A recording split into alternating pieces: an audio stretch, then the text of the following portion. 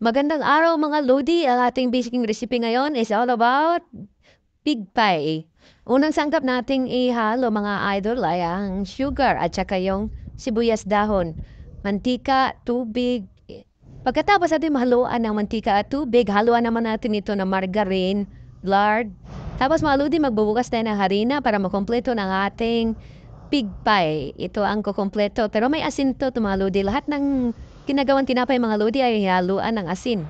Ang gagawin natin pig pie ngayon mga Lodi, di masyadong gaanong marami mga Lodi. Dahil ito ay for educational purposes only mga idol. Katapos natin ma-mix lahat ng mga ingredients, kukuha tayo ng harina mga idol.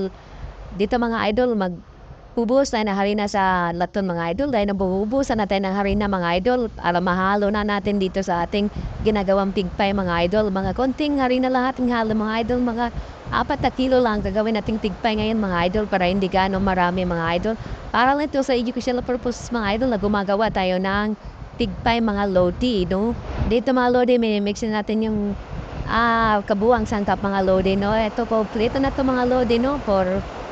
Masa na to mga Lodi to. Katapos, ilalagay na natin to sa lamesa mga Lodi para makompleto na yung ating pig pie. Irorolyo natin to mga Lodi para maggawa tayo ng skin nito mga Lodi. Ang skin nito mga Lodi ay mamasa natin sa pisada mga Lodi. Ito yung mahirap mga Lodi, yung skin lang, no?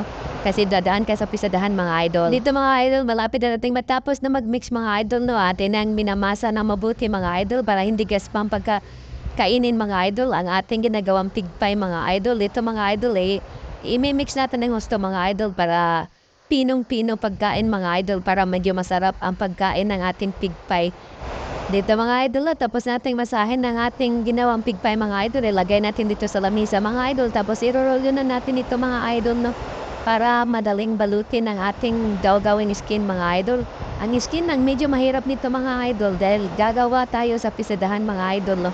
Naka-mix na tayo kanina mga idol, yung mga normal na mixing lang ng mga harina mga idol na hindi ganong matamis ang mixing ng panit ng ating ginagawang pig pie mga Lodi, no? Pagkatapos natin itong irolyo ng mabuti. Konting kalaman mga idol, ang ating ginagawang pig pie mga idol ay magkapareha yung timplada ng ating ginagawang hopya mga idol.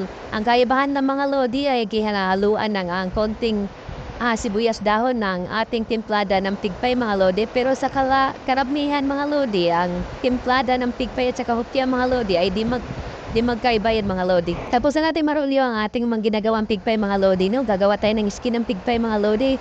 Idadaan natin dito sa pisadahan mga Lodi. Ito lang pinakamahirap na part ng paggawa ng pig pie mga Lodi. Kailangan kasing makinis ang balat ng ating pig pie mga Lodi, no? Kasi para masarap siya kainin mga Lodi, no? Hindi siya gaspang. Ito ang nagbibigay ng sarap ng ating pig pie mga Lodi. Kasi kung walang balat mga Lodi, pangit tignan ng pig pie mga Lodi, hindi ganong masarap mga Lodi. Kombinasyon ito ng matabang at saka matamis mga Lodi. Dito na part mga Lodi, matlapit na dabing matapos ang pagpisada ng ating panit ng pig pie mga Lodi. Dito natapos natin mga Lodi, irorolyo na natin ang ating ginawang pig pie mga Lodi. Dito mga Lodi, ang una natin gagawin mga Lodi, yung maliit na pig pie mga Lodi. Kaya kailangan lang natin ito lagyan ng konting mantika mga Lodi para hindi mahirap binatin yung ating pig pie mga Lodi, no? Para madali siyang ipahaba, no?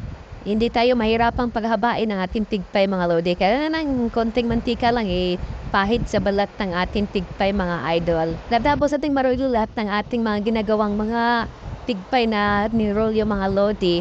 Iyarin sa ito na ng diretso mga Lodi at saka bubutasan natin yung ibabaw ng ating pig pie mga idol para hindi buburot yung ating panit at balat ng ating pig pie mga idol. Kailangan may butas sa ibabaw ng mga balat ng ating pig pie mga idol. At tapos marriage lahat ng nirorolyo nating mga pig pie mga idol, yung mga maliit na pig pie mga idol, bubutasan na natin yung atong ibabaw ng ating pig pie mga idol gamit ng ating tinidor na kamatayan mga idol. Ito yung tinidor na kamatayan mga idol. Magaling to sa pagbubutas ng ating pig pie ng balat mga Lodi. Ilalagay na natin sa plancha mga idol. Matapos ating butasan yung ang balat ng ating mga pig pie mga idol. Ito na mga idol, ready for luto. At ito ng final result mga idol. Luto na ito mga idol. Ang kulang lang ito idol mga idol, i-slice ito na ating mga balutera na mga idol. Ito yung tagapak ng ating pig pie mga idol. Slice lang para mapantay yung pagkapasok sa silupin mga